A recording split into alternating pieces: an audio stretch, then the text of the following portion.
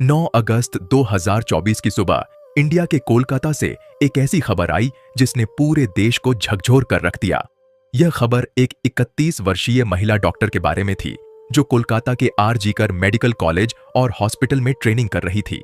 इस डॉक्टर का रेप और मर्डर, जो एक सुरक्षित मानी जाने वाली जगह पर हुआ था, बेहद चौंकाने वाला था। इस घटना का पर्दाफाश तब हुआ जब डॉक्टर के शव का पोस्टमार्टम किया गया। इस रिपोर्ट ने सभी को दहला दिया, क्योंकि यह मामला सिर्फ हत्या का नहीं था, बल्कि इससे भी कहीं ज्यादा भयानक था।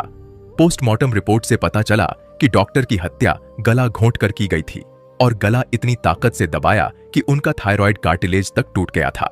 हत्या से पहले डॉक्टर ने अपनी जान बचाने की कोशिश की थी, जिसके सबूत उनके शरीर पर कई निशानों से मिले।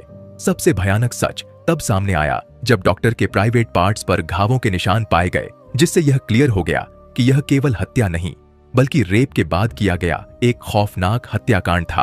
हॉस्पिटल के परिसर में इतनी बड़ी घटना घट जाती है और किसी को भनक तक नहीं लगती। क्या उस रात कुछ ऐसा हुआ था जिसे जानकर आपका खून खौल उठेगा? क्या वहां कोई और था जिसने इस क्रूर घटना को अंजाम दिया? और अगर था तो आखिर वह कौन था? इन्हीं सवालों के जवाब खोजते हुए आज की इस वीडियो में हम आपको बताएंगे कि उस रात वास्तव में क्या हुआ था। जब आप सच से रूबरू होंगे तो यकीन मानिए आपके भी रोंगटे खड़े हो जाएंगे। दोस्तों, इस महिला के लिए, इस बेटी के लिए कमेंट बॉक्स में justice for the female doctor जरूर लिखें। और इस वीडियो की शुरुआत से पहले मैं आपको बता दूं कि मैं इस महिला डॉक्टर को नेहा के नाम से रेफर करने वाला हूं, जो उनका असली नाम नहीं है, इसलिए कंफ्यूज्ड न होना। नेहा एक जूनियर डॉक्टर थीं, जो कोलकाता के आर.जी.कर मेडिकल कॉलेज और हॉस्पिटल में अपनी ट्रेनिंग कर रही थीं। 8 अगस्त 2024 को नेहा हमेशा की तरह अपनी नाइट शिफ्ट पर थीं और अपने काम में व्यस्त थीं।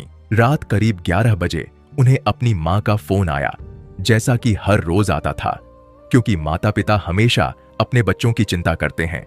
नेहा की मां ने उनसे पूछा कि क्या उन्होंने खाना खा लिया है और उनकी तबीयत कैसी है। इसके जवाब में नेहा ने कहा कि वह बिल्कुल ठीक हैं और बस कुछ मरीजों को देखने जा रही हैं, जिसके बाद वह अपने कॉलीग्स के साथ बैठकर खाना खाएंगी।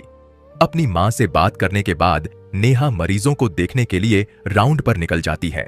सभी मरीजों की देखभाल और अपने काम को पूरा करने में उन्हें रात के 2 बज जाते हैं। इसके बाद वह अपने कॉलीग्स के साथ हॉस्पिटल की कैंटीन में बैठ जाती हैं, जहां वे मिलकर खाना खाते हैं और कुछ बातचीत भी करते हैं। खाना खाते और बातें करते हुए रात के 3 बज जाते हैं और इस समय नेहा को थोड़ी थकान महसूस होने लगती है। अपनी थकान दूर करने के लिए वह हॉस्पिटल के 4थे फ्लोर पर बने सेमिनार हॉल में जाकर आराम करने लगती है।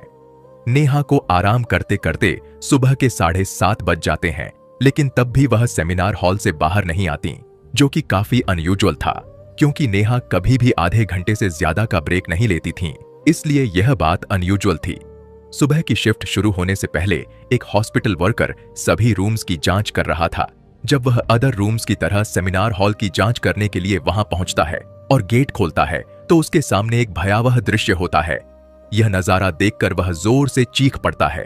उसकी चीख सुनकर आसपास के लोग वहां इकट्ठा हो जाते हैं और देखते हैं कि सेमिनार हॉल के अंदर नेहा की नग्न बॉडी पड़ी हुई है, जिसके कुछ हिस्सों पर खून के निशान भी हैं।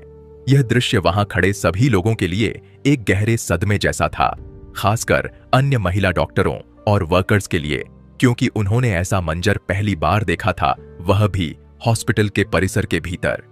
नेहा की बॉडी देखकर आसपास खड़े सभी लोग उसे तुरंत एक स्ट्रेचर पर लिटाते हैं और इमरजेंसी रूम में ले जाते हैं, ताकि डॉक्टर उसकी मदद कर सकें। हालांकि डॉक्टर्स की कड़ी मेहनत के बावजूद आखिरी कुछ घंटों बाद नेहा की मौत हो जाती है।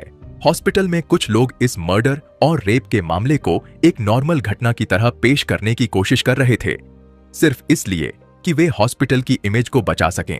लेकिन जब पोस्टमार्टम रिपोर्ट सामने आती है तो सब कुछ क्लियर हो जाता है। इन रिपोर्टों से यह साफ तौर पर पता चलता है कि नेहा के साथ जबरदस्ती कुछ गलत करने की कोशिश की गई थी।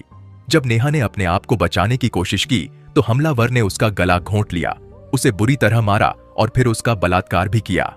इन सभी सबूतों के मिलने के बाद मामला पुलिस को सौंप दिया जाता है और पुलिस इस अपराधी को पकड़ने में जुट जाती है। सबसे पहले पुलिस उस अपराध स्थल पर ही जांच शुरू करती है जहां यह सब हुआ था। लकीली पुलिस को वहां नेहा के कुछ नेल्स और ब्लड सैंपल्स मिलते हैं, साथ ही एक ब्लूटूथ नेकपैड भी।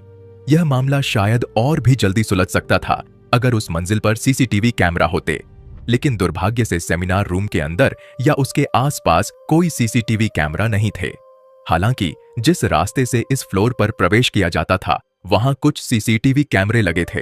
पुलिस ने इन कैमरों की सुबह 3 बजे से 8 बजे के बीच की रिकॉर्डिंग की जांच की ताकि यह पता चल सके कि इस समय के दौरान कितने लोग इस फ्लोर पर आए और गए थे। सीसीटीवी फुटेज की जांच के बाद यह सामने आता है कि कुल 6 लोग इस फ्लोर पर आए और गए थे। इसके बाद पुलिस इन 6 लोगों को एक एक करके पूछताछ के लिए बुलाती है, यह जानने के लिए कि वे उस समय वहां क्या कर रहे थे और क्या उन्होंने कुछ अजीब देखा था। पूछताछ के दौरान पुलिस उनके फोन का ब्लूटूथ भी ऑन करके चेक करती है ताकि यह पता लगाया जा सके कि जो ब्लूटूथ हेडसेट उन्हें मिला था वह इनमें से किसका है।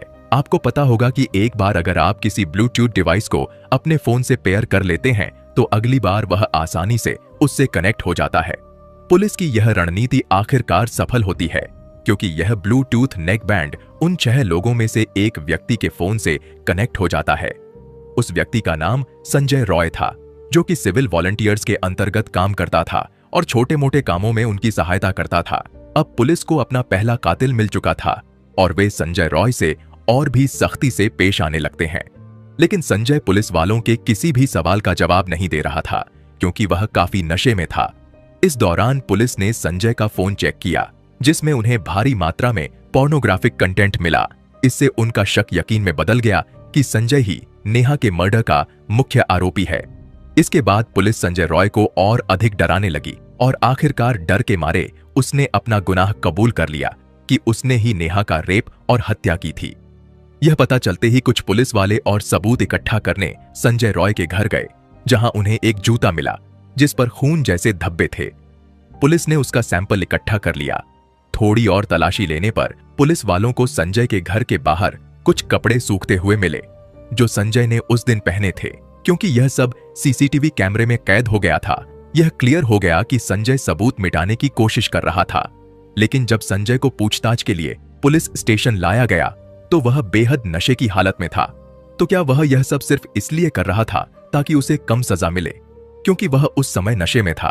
बाद में जब पुलिस ने उस जूते पर लगे खून के सैंपल की जांच करवाई तो वह भी नेहा के खून से मेल खा गया, जो उसके खिलाफ एक ठोस सबूत था।